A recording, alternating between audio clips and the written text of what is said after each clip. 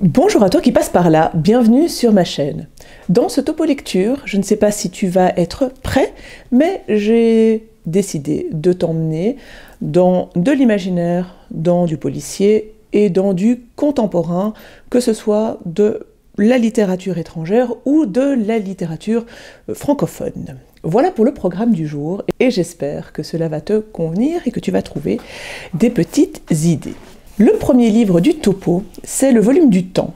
C'est le volume 2, puisque je t'ai présenté il y a peu de temps le premier tome. C'est toujours de Solveig Ball, qui est une autrice danoise. Et pour ce deuxième tome, c'est sorti en version originale en 2020 et en 2024 pour la version française.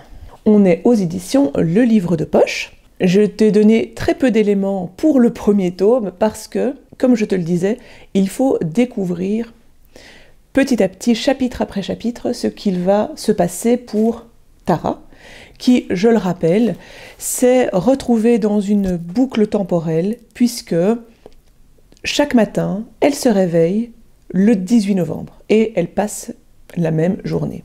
Je disais dans le premier tome qu'évidemment, l'idée c'était de la suivre, de l'accompagner pour découvrir un petit peu si il allait y avoir des rebondissements ou non.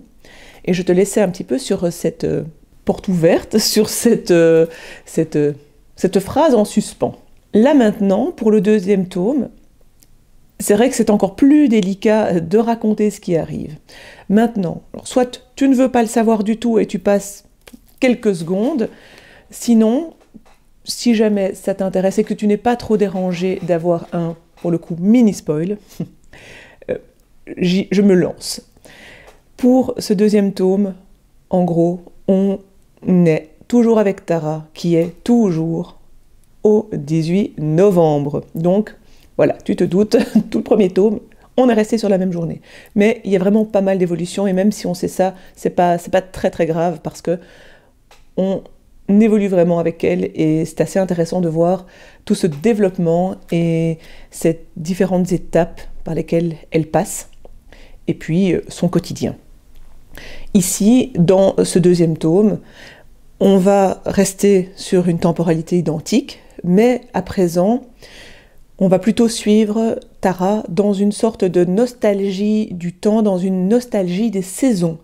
Il y a vraiment un accent mis sur ça, sur ces saisons, et je te laisse découvrir comment Tara le met en place, parce que j'ai trouvé ça assez sympathique. Il y a toujours une réflexion sur le temps, sur l'histoire, le passé familial, les relations avec les gens, les traditions aussi.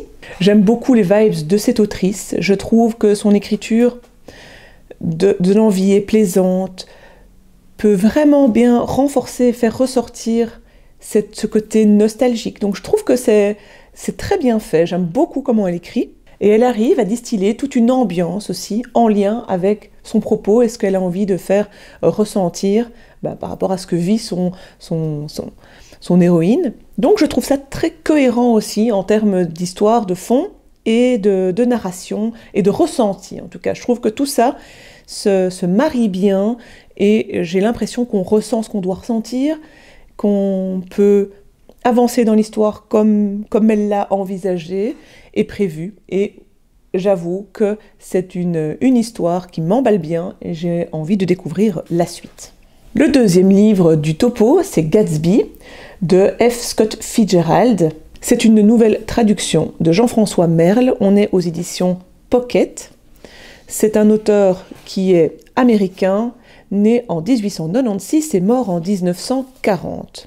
Pour cette lecture, je l'ai faite en lecture commune avec Céline. Et c'est un livre en plus que je voulais lire dans le cadre de ma pile à lire de l'été. Voilà. Bon, on est quelques saisons plus loin, mais ce n'est pas grave, mieux vaut tard que jamais. En tout cas, moi, ça m'a aidé de sortir Gatsby grâce à Céline. Et donc, on s'est penché sur ce classique de la littérature américaine. On va suivre un homme qui loge en face ou pas très loin d'une personnalité assez connue qui s'appelle Gatsby. On est dans les années 1920 à New York Et ce personnage, en tout cas c'est au travers de ce personnage que l'on va apprendre à un peu mieux connaître ce milieu huppé, qu'on va un petit peu apprendre comment se jouent des relations basées sur le paraître finalement. Et donc on va le suivre lui, sa cousine, le mari de sa cousine et une amie à eux, au travers de différents repas, de soirées, et puis quelques petits épisodes en plus. Quel va être le lien? À un moment, Gatsby demande à ce narrateur d'organiser un dîner pour que lui-même, Gatsby, et la cousine de notre narrateur puissent se rencontrer et discuter. Voilà, je n'en dis pas plus au niveau de l'histoire. Dans ce roman, si on est dans une critique sociale, une critique d'un milieu de blancs nantis conservateurs, ça peut fonctionner. Mais moi, j'ai trouvé qu'ici, c'était pas, ou très peu finalement, une critique sociale.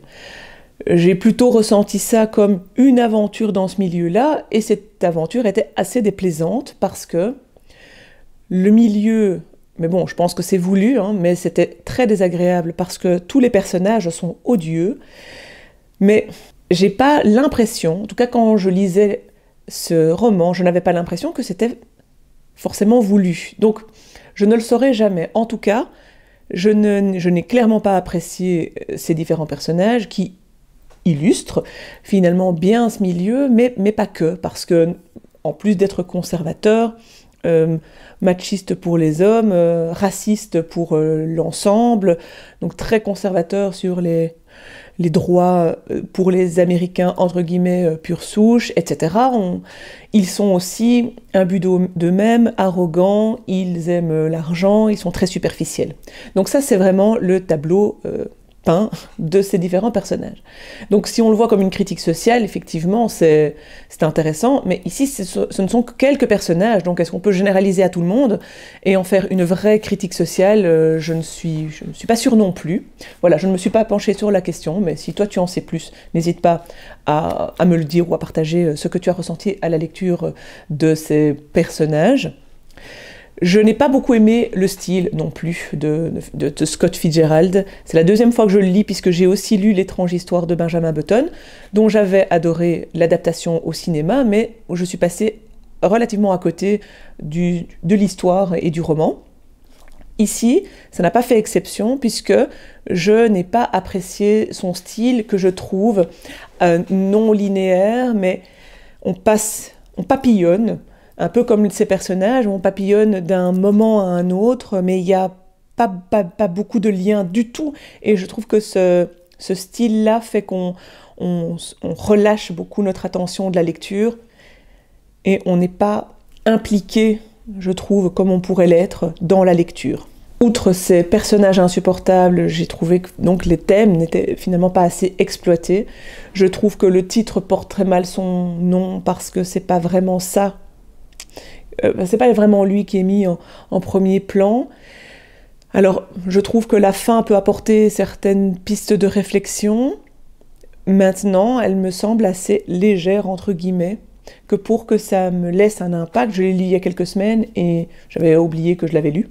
Je trouve que c'est une narration assez flottante aussi. Je ne sais pas comment l'expliquer, mais j'avais l'impression de survoler cette histoire, de passer d'un petit moment à un autre, de jamais trouver finalement quoi que ce soit d'intéressant. Et encore une fois, quand je dis ça, c'est raccord avec finalement ce qu'ils vivent, parce que ce sont des personnages peu intéressants, qui vivent des choses très superficielles, donc peu intéressantes aussi. Mais si on s'ennuie à la lecture, ce n'est pas vraiment le but non plus, j'ai l'impression. Donc, bon, voilà. Alors, soit son effet est magnifiquement réalisé, parce que à 100% raccord, mais voilà, je trouve ça un peu dommage qu'on ait ce ressenti à la lecture. En tout cas, moi, j'ai pas vraiment apprécié ni le style ni les personnages. J'ai pas eu d'émotion pour les persos, même quand il leur arrive des choses un peu plus dramatiques. Et j'ai trouvé ça finalement assez décousu et pas assez exploité en termes de thématiques ou de critiques. Voilà ce que je peux dire pour Gatsby, qui, tu l'as compris, n'est pas une grande réussite pour moi. Maintenant, à toi de te faire ta propre idée là-dessus. Après le classique de la littérature contemporaine, je t'emmène maintenant dans un policier. Ça faisait longtemps aussi et j'avais envie alors de légèreté, je ne sais pas si c'est vraiment le mot le plus adéquat, mais j'avais envie d'aller dans quelque chose de plus divertissant. J'ai choisi Le poète de Michael Connelly, qui est traduit de l'américain par Jean Esch. On est aux éditions Point. C'est un classique du genre qui est paru en version originale en 1996 et en version française en 1997 aux éditions du Seuil, donc pas dans cette présente édition.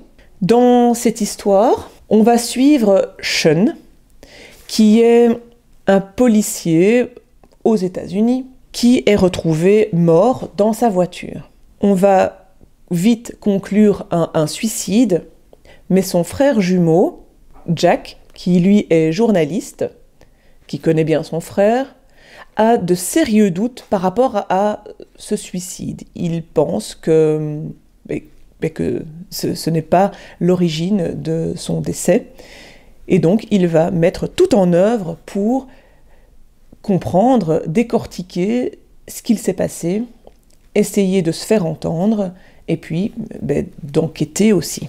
J'ai trouvé que c'était une enquête qui était extrêmement bien menée, j'ai trouvé ça très crédible, mais j'ai aussi beaucoup aimé tout le rythme et l'intensité qui étaient mises, parce que là, je ne me suis jamais ennuyée, je trouve que c'est une cadence comme ça qui emmène le lecteur sans arrêt, avec régulièrement des petits rebondissements ou des petits changements de direction qui font qu'on ne se lasse pas, qu'il y a beaucoup d'effets de surprise, mais je trouve que c'est toujours dans une juste proportion.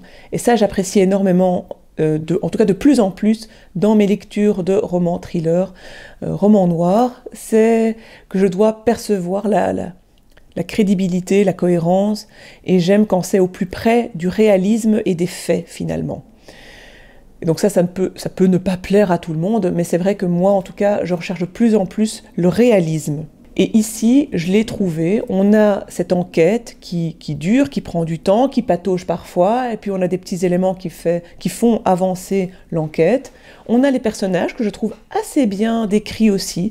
Ce sont des personnages qui sont très cohérents, qui sont très humains, parce que ce sont des personnages avec une histoire, avec toute une psyché, une manière de fonctionner, qu'on arrive à comprendre parce que l'auteur nous donne des éléments du passé, du présent, et de comment ils fonctionnent. Donc tout ça, ça fonctionne bien. Dans le rythme ou dans l'équilibre, il y a suffisamment de dialogue, de description, d'enquête, de psychologie des personnages. Donc je trouve que tout ça est bien équilibré. J'ai beaucoup aimé la fin, je trouvais que ça avait bien fonctionné, que ça fonctionnait bien. Ça laisse clairement un chouette nom, un sentiment intéressant. Voilà, je te laisserai découvrir si tu as envie de te lancer dans cette lecture. Mais là, pour le coup, je comprends clairement que Le poète est un classique du genre. Parce qu'effectivement, c'est bien écrit, c'est très impactant quand on le lit, je trouve. Il y a toutes les caractéristiques qu'on apprécie d'un bon policier, avec le suspense ou le côté haletant d'un thriller, si je puis dire. Et puis on a une très bonne fin. J'ai vraiment beaucoup aimé ma lecture. J'ai ensuite lu Mon vrai nom est Elisabeth de Adèle Yon. C'est une autrice qui est française et c'est une parution assez récente puisqu'elle date de 2025. On est aux éditions du Sous-Sol et dans ce livre contemporain, on va suivre une narratrice qui est en fait l'autrice qui va raconter au lecteur tout le cheminement, tout le chemin qu'elle va prendre, qu'elle va faire, qu'elle va suivre, parce que dans sa famille, son arrière-grand-mère, qu'on surnomme Betsy, a été internée pendant des années, est considérée comme folle, donc je mets des guillemets, et personne n'en parle. Il y a toute une série de non-dits autour de cette personne. Alors oui, quelques éléments sont distillés, mais vraiment très très peu. On ne parle pas du fond, on ne sait finalement pas vraiment, ou personne ne sait vraiment qui est Betsy. Et pourquoi est-ce qu'elle se pose les questions, cette narratrice? C'est parce qu'elle se dit que peut-être que cette folie peut se transmettre. Et donc elle s'interroge parce qu'elle a l'impression qu'elle-même, peut-être, pourrait avoir un problème de santé mentale.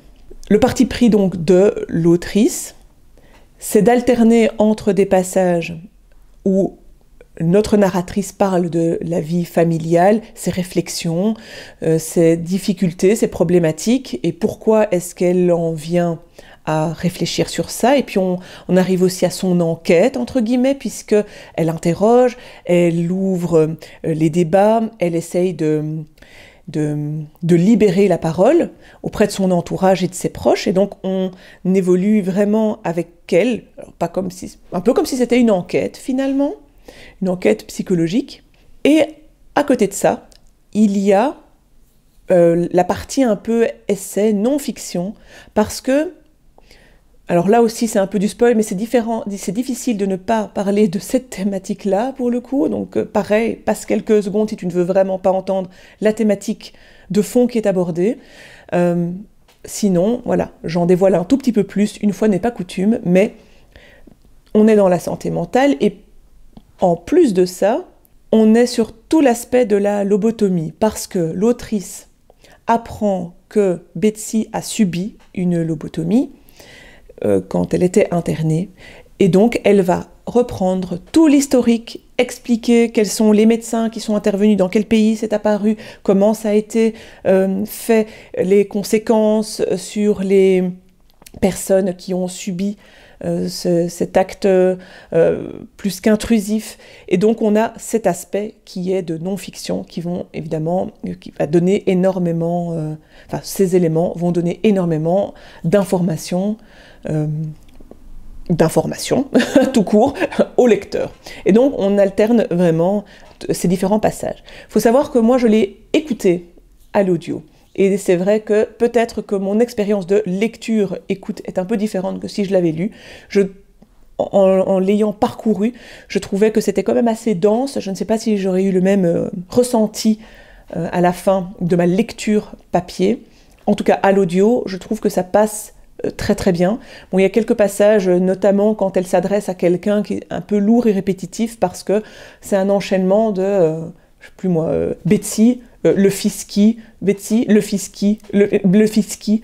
Bon, et ça, à l'audio, c'était un petit peu embêtant.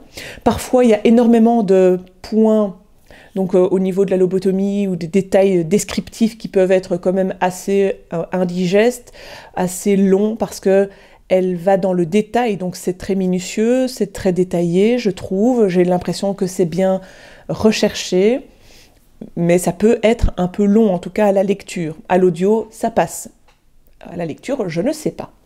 Moi, en tout cas, j'ai beaucoup aimé, parce que j'ai aimé cet aspect de la narratrice qui se pose ces questions-là, qui investigue, qui interroge, et qui se remet en question. J'ai aimé aussi apprendre énormément de choses sur l'internement, les raisons de l'internement, la lobotomie, pardon, les actes médicaux qui en découlent, et tout ça, je trouve que c'était très instructif, parce que c'est un sujet qu'on n'aborde pas si souvent que ça. Donc moi, j'ai été assez satisfaite, parce que j'ai beaucoup aimé ces différents aspects. En plus, tout cet aspect des mécanismes transgénérationnels, des traumatismes familiaux, des non-dits familiaux, des secrets de famille, ce sont des thématiques que j'aime particulièrement. Donc c'est vrai que là, j'ai été assez servie, parce que en toile de fond, on est évidemment dans toutes ces différentes thématiques. Voilà, si toi aussi, ce sont des sujets qui te parlent, si tu es touché par ces thématiques, parce qu'évidemment, c'est quand même assez féministe, ou en tout cas c'est une critique sociale et une critique clairement de ce qui a pu se passer, en lien avec 10 jours dans un asile de Nelly Bly par exemple, voilà, d'autres dont je fais l'impasse, mais ça c'est un livre qui m'avait fort marqué aussi. Et donc on est sur ces réflexions-là, ces témoignages-là. Et voilà, pour moi, ça a été très très bien fait, et j'ai beaucoup aimé découvrir ce texte.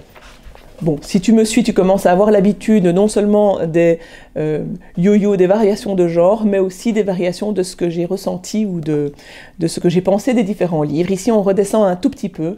J'ai lu Autoportrait de Van Eyck d'Elisabeth Bellorget, on est au livre de poche. C'est ici le premier roman de l'autrice, qui est une autrice française. Ça a été publié en version originale, en français, en 2000, chez Payot. Ici, je ne sais pas de quand ça date, et j'avais choisi ce livre dans le cadre du Pumpkin Autumn Challenge. On va apprendre dans ce livre que Van Eyck, ça c'est dès le départ, mais Van Eyck n'a plus la même visibilité qu'avant. Il commence à être un peu malvoyant, il ne distingue plus les couleurs, donc voilà, il est confronté à ce handicap, et ça va le pousser à la remise en question, parce qu'il se dit qu'il n'est plus en mesure de faire ce qu'il faisait avant, d'être ce qu'il était auparavant, et il va se dire qu'il va, en tout cas il va vouloir écrire pour se rappeler, pour pouvoir transmettre qui il était et ce qu'il a fait. Donc on va suivre Van Eyck dans ses mémoires, dans son autoportrait. On se retrouve donc dans un contexte du XVe siècle avec une sorte d'autobiographie, puisque Van Eyck va expliquer un petit peu qui il était, son entourage, sa famille, qui il a côtoyé, et puis si, voilà, les différents mécènes et nobles qui ont pu le pousser en tant qu'artiste, et puis quelles sont les œuvres sur lesquelles il a travaillé. Donc en cela, c'est un pari gagné, on apprend énormément de choses, c'est pour ça que je voulais aussi le lire, parce que j'aime beaucoup moi le travail de Van Eyck, et je suis assez fan des primitifs flamands, donc j'avais envie d'être un petit peu nourrie par rapport à ça, de manière romancée. J'ai trouvé que dans ce texte, c'était finalement un peu trop dense. Quand on lit un ouvrage qui est alors scientifique, historique, et qui se veut clairement dans la non-fiction et qui détaille le tout, ben, voilà, on sait à quoi s'attendre. Ici, je trouve que c'était finalement moins romancé, et il y avait parfois une accumulation de noms, de personnes qui ne restent pas très longtemps dans l'histoire, donc c'est pas toujours très intéressant, parce que ce sont des nobles, ce sont des personnalités assez connues, mais c'est peu étayé, donc on ne les remet pas dans un contexte historique parce qu'on ne les connaît pas. Mais on n'a pas envie de chercher chaque personne, parce que ce serait trop long comme travail. Donc je trouve que c'était un peu trop détaillé historiquement, sans qu'on ait de détails, d'attachement aux personnages, ou de compréhension du rôle qu'ils ont joué. Et donc ça, je trouvais que ça alourdissait énormément le texte. Je trouve aussi que, enfin en tout cas j'ai l'impression, alors je peux me tromper, mais on fait référence à un autre artiste peintre qui est Roger van der Weyden, et dans le texte on dit Roger van Weyden. Ça m'a énervé, parce que je me dis mais ce n'est pas son nom, alors j'ai été un peu chercher après, et a priori c'est bien Van der Weyden, donc je ne comprends pas que cette erreur soit restée dans le texte, mais peut-être qu'il a deux noms, je ne sais pas. En tout cas, c'est quelque chose qui, tout au long de ma lecture, en tout cas, à chaque fois qu'on faisait référence à ce personnage, ça m'a énervé. Et alors, ce qui m'a manqué, c'est finalement un détail sur les œuvres. Je trouve qu'on a quelques éléments, même beaucoup d'éléments sur la vie de Van Eyck, mais on n'arrive pas à accrocher parce qu'on ne s'appesantit pas très longtemps sur ces épisodes de vie. On passe assez vite. Et finalement, ce sont principalement ces personnages un peu secondaires et peu utiles à la narration sur lesquels on s'attarde. Donc j'ai pas l'impression d'avoir retenu tant que ça la vie de Van Eyck. Et je trouve que, en tout cas pour moi, ça a été en deçà de mes attentes par rapport à tout ce qui était pictural. J'avais envie d'en apprendre bien plus sur ses techniques, sur ce qu'il avait utilisé, sur comment ça avait été fait. Et ça, j'ai été un petit peu déçue parce que je ne le retrouvais pas suffisamment à mon goût. Voilà, donc c'est une lecture qui clairement ne m'a pas plu. J'ai trouvé qu'il aurait fallu un peu plus de liant aussi entre les différents passages. Parce que comme je le disais, on passe vite de l'un à l'autre.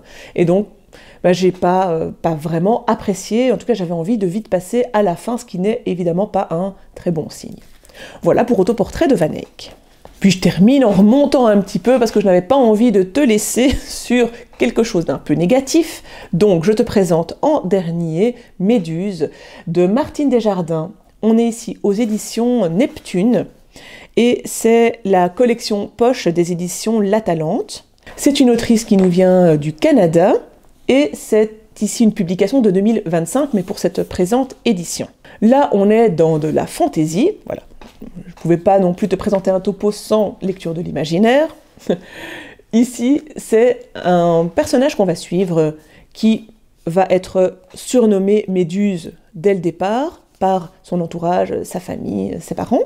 On apprend très vite que Méduse ne correspond absolument pas au canon de beauté, aux critères de beauté comme on l'entend de manière classique, et qu'au-delà du fait de ne pas correspondre, elle est en plus discriminée, elle est déconsidérée, mise à l'écart, et on en a honte, peur, elle dégoûte, elle suscite énormément d'émotions, de ressentis plutôt négatifs.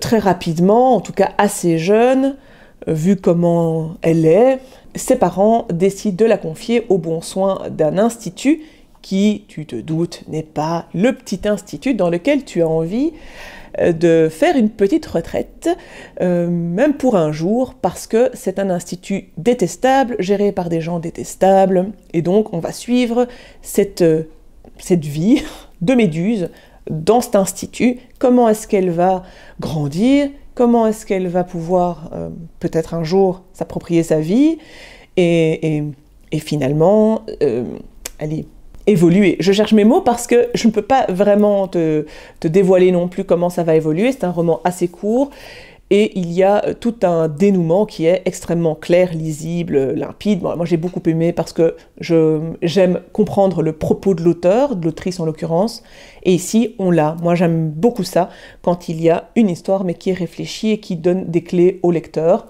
Ici on l'a. Ce sont des thèmes qui ne sont pas évidents, c'est une écriture qui est très brute, surtout très visuelle. Il y a des violences psychologiques, des violences physiques qui sont vécues par Méduse et d'autres personnes. Il faut quand même s'accrocher parce qu'elle ne vit pas des petites choses et si on n'aime pas ça, voilà, on va quand même s'y retrouver et c'est, comme je le disais, très visuel. Donc on a les images, il y a les détails qui sont aussi présentés. On est dans une sorte d'esthétique de l'horreur, c'est un peu comme ça que je l'ai noté. Il y a pas mal de moments assez glauques, j'ai envie de dire, en tout cas moi j'ai ressenti pas mal de moments glauques. Avec la fin, avec les thématiques abordées, moi j'ai trouvé que les thématiques, les thèmes et les valeurs, en tout cas le message, étaient très forts et très impactants. Là aussi on est sur des thématiques féministes, mais une quête de soi aussi. Et c'est un récit, honnêtement, que j'ai trouvé très bon, très bien fait. Je ne pouvais pas le lâcher, en fait, c'est un très très bon signe, hein, tu te doutes aussi, mais moi j'ai vraiment beaucoup aimé ma lecture, j'ai aimé la proposition, j'ai aimé un petit peu tout ce qu'on peut en ressortir, et ça m'a même donné envie, ça me donne envie de le relire ultérieurement. Voilà pour Méduse qui clôt le topo du jour.